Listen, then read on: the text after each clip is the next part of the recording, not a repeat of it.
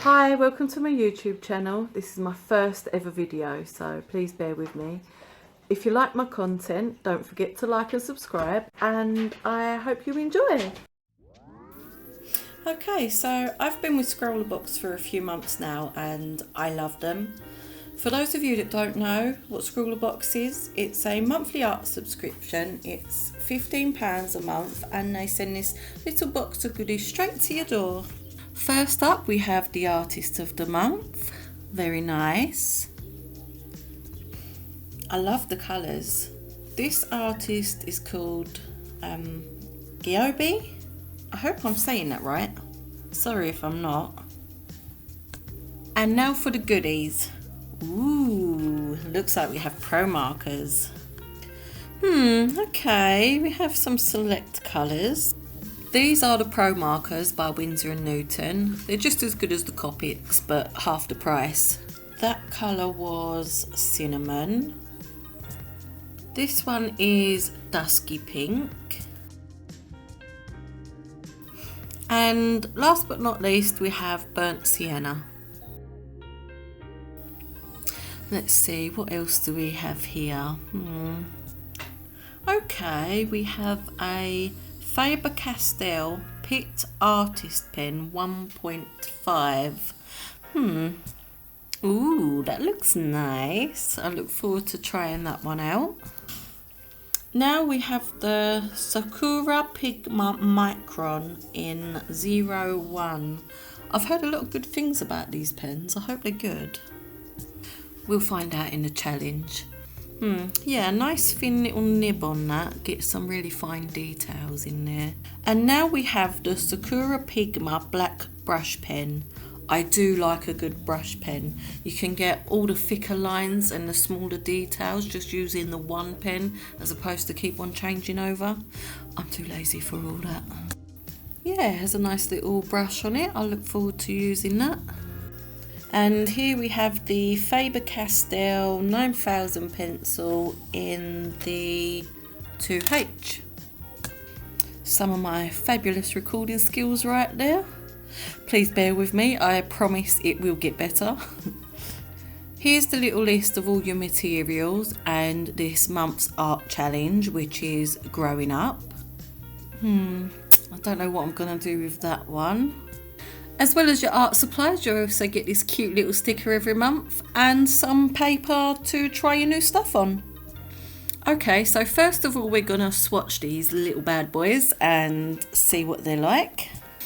Okay, the paper's nice and smooth, really nice quality, but I don't think it's going to be thick enough. I think I'm going to get a lot of bleed through with the markers. So the first one I have to try has got to be the brush pen. I absolutely love using brush pens. I hope this one is a nice quality. It looks considerably smaller than the typical Tombow ones that I use. Yeah, it's nice and smooth, has a nice rich colour, nice thick lines, nice little thin lines. Yeah, I think this will work well.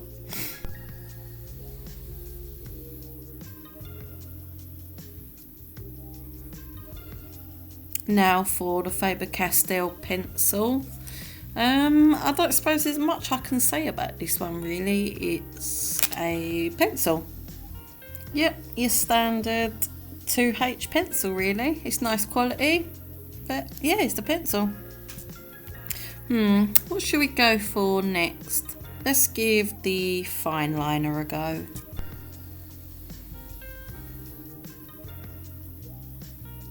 Yeah, it's a nice little fine liner, handy to have. Oh, excuse my little girl, always wanting to help. Right, now let's try out these Pro Markers. I've used Pro Markers before, but I haven't got these colours, so it'll be nice to try. Let's go for the Dusky Pink, I think. Yeah, that's a really nice colour. I think I'll get a lot of use out of that pen actually.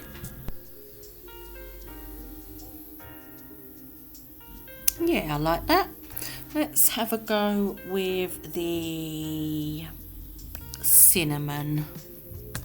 Now these pens are double-sided. You have the little skinny tip to get all your finer details, and you have the fat tip to obviously shade in the big areas. I personally prefer the brush tipped ones you can get, but I do like these ones as well, they work nice too.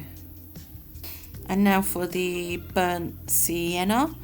I really don't know what I'm going to do with all these colours. Oh god, I hope I can figure something out. I wonder if these are the same colours that the artist has used in their illustration. They do seem to have a couple of extra ones, so I don't know how I'm going to manage with just the 3 colours. And last but not least, the Faber-Castell Pitt Artist Pen. I've been looking forward to trying this one. I do a lot of portraits, so it's always nice to have a decent highlighter in your collection.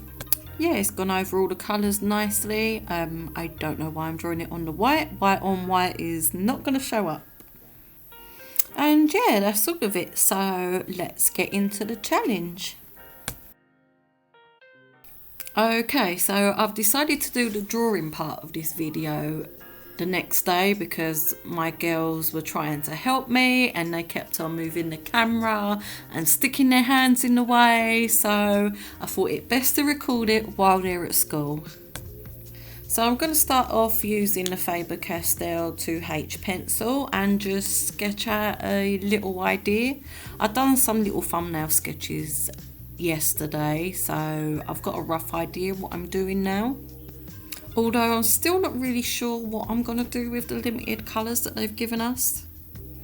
But I guess that's what makes it a challenge, and it's always good to try new things and new techniques and skills to help you grow as an artist. So I'm just sketching out my little character here, and the theme was growing up. Now when I was growing up, I'm going to show my age here. We went through the teenage stage, as we all do, but it was a lot different back then. We all had that awkward period where you either had the big glasses and braces and oh my god, the awful makeup. Not like today's girls where you have all these contouring videos and it's shown how to do it properly. So yeah, my character is just going to be a little awkward teenage girl. So I'm just going over my pencil lines with the brush pen. I hope these are waterproof. I didn't check so they don't smudge when I go over with the markers. But I guess we'll find out.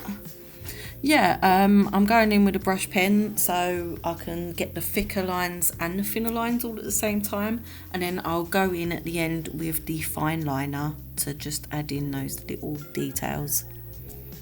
This is a really nice brush pen. It's got a nice colour to it. The black is quite dark. It's really smooth. The ink runs nicely. It doesn't come out bitty at all. Some pens do tend to do that. Yeah, this is nice. And it is quite smaller than the Tombow ones that I have, so it's easier to get those finer details that I can't quite get with my Tombow ones. So I'll definitely be getting more of these in the future. Just giving us some big braces and some big nerdy glasses. It's funny how all those glasses have come back into fashion now, but back then it was so uncool. It's mad how fashion changes. Kind of like how your images change as you progress through it, from the pencil to then adding the black line work on top and then the colour. It's amazing how you go from a blank page to amazing artwork. I wasn't too sure how to do her hair at first, but I think I'm going to give her some cute little bangs and those little plait piggy tails. I've just realised you can hear my dog snoring in the background. Apologies for that. He is a very loud snorer. So if you was wondering what that weird grumbling noise is in the background, yeah, that's him. I don't know if I should wake him up and get him to move. Probably best to just leave him. He loves his sleep, bless him. But who doesn't enjoy a good sleep, hey? Anyway, enough about my big Snorlax and back to the artwork. Yeah, so I've just added in her latest edition of CoverGirl. I think that was a popular magazine back in the 90s. Let me know if you know what popular magazines were back then. Anyway, yeah, she's got a little magazine to try and fit in with all the cool girls. And the latest must-have inflatable bags. I can't actually believe that these were popular when we was in school. My God, inflatable bags, inflatable backpacks, inflatable furniture. What were we thinking? I guess we weren't really thinking if that's what we thought was cool. What was your must-have cringe accessory growing up in school? Let me know in the comments. It's funny when you think back on the silly fashions that we had back then. And, well, even funnier when they bring them back, really. Anyway, I'm just rubbing out all the pencil lines ready to put in the colour. And adding in some of the finer details into her hair and her glasses with that Pigma Micron pen.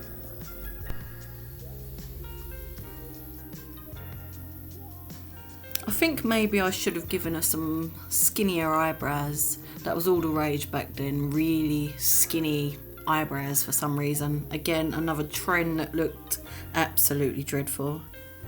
Now all the outline's done, it's time to add some colour. Yeah, I don't really know how the colour's going to work with this one, to be honest. As you've said before, the colours are very limited, but we'll see what we can do. Okay, so I'm using the dusky pink on her face and her hands.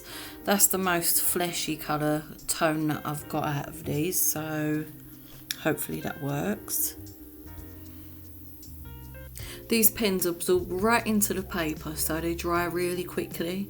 And what's really nice about these pens is that you can layer them up, so you can start to build up a gradient with these pens, which work really nicely.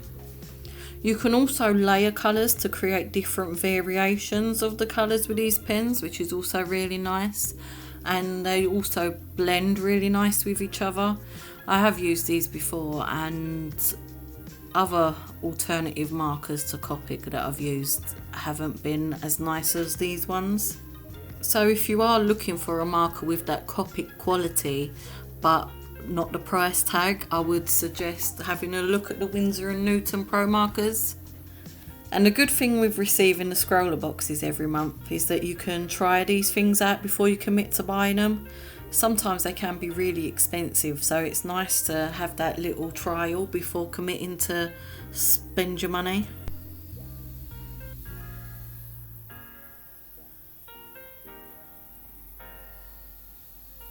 I think that this picture is going to turn out to be very brown. Not that there's anything wrong with brown, but it's just not my style doing this type of thing.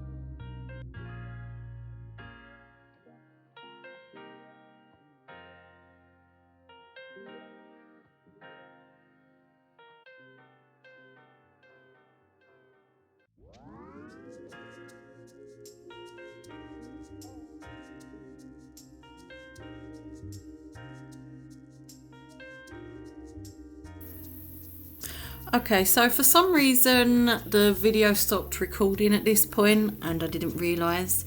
It might be because I was recording on my phone, but I don't know. But anyway, this is the finished product and I hope you like her and my video. Bye!